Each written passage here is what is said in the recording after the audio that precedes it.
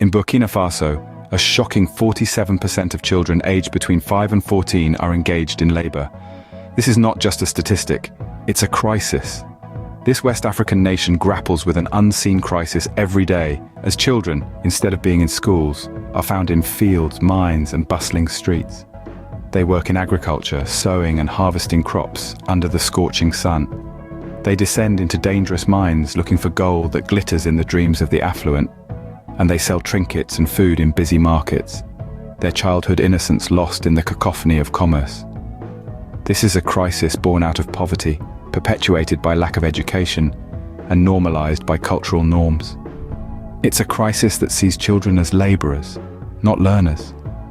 With nearly half of the nation's children working instead of learning, the future of Burkina Faso hangs in the balance. Despite these grim realities, there's a glimmer of hope. Efforts are underway to combat this crisis.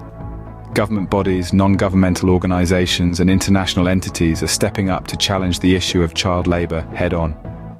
In Burkina Faso, laws have been enacted to prohibit child labor, setting the legal working age at 15. This legislation is a significant stride towards eradicating child labor. However, enforcement remains a challenge due to resource constraints. Moreover, educational programs have been introduced, aiming to keep children in school and out of the workforce. These programs emphasize the importance of education and provide families with incentives to send their children to school. Additionally, poverty alleviation strategies have been implemented. These include microcredit programs and social safety nets to provide families with alternative income sources, reducing the need for child labor. While these efforts are commendable, the scale of the problem calls for more action. The fight against child labor is not just a battle for those in Burkina Faso, but a global responsibility. Indeed, we all have a role to play in this pivotal mission. You might be asking, how can I contribute? Well, the answer lies in the power of collective action. By lending your voice to the cause, spreading the word about the plight of these children, you're taking a step towards change. Advocacy works. When we stand together, our voices become a chorus that is hard to ignore. You can also contribute financially. Donations, no matter their size, can provide resources for education, healthcare, and rehabilitation, essential elements in breaking the cycle of child labor. And let's not forget the might of raising awareness. Share the story, shed light on the issue, and inspire others to join the cause. Remember, every action, no matter how small, can make a difference in the life of a child. Imagine a Burkina Faso where every child can dream, learn, and thrive.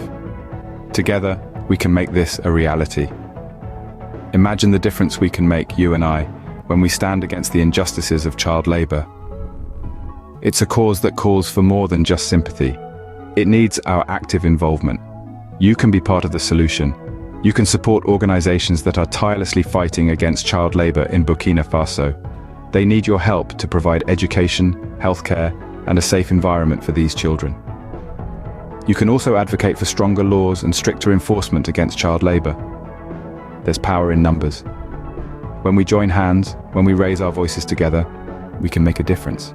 We can help free these children from the bonds of labor, give them the childhood they deserve, and build a future where each child in Burkina Faso can truly dream, learn, and thrive. The fight against child labor begins with you.